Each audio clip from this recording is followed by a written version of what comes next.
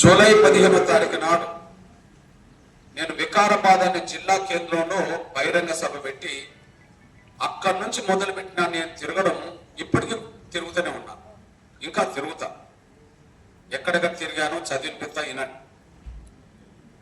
July 15న నేను వికారాబాద్కి వెళ్ళిన, అక్కడ సభ జరిగింది.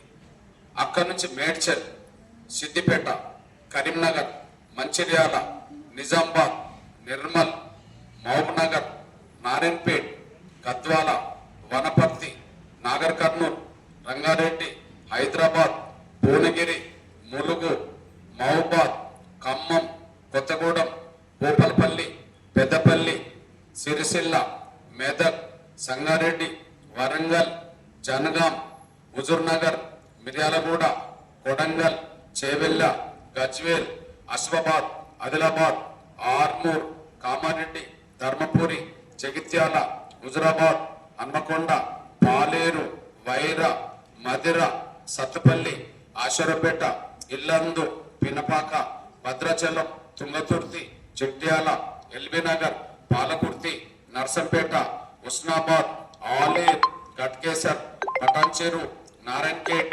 తాండూర్, పరిగి, దేవరకొండ,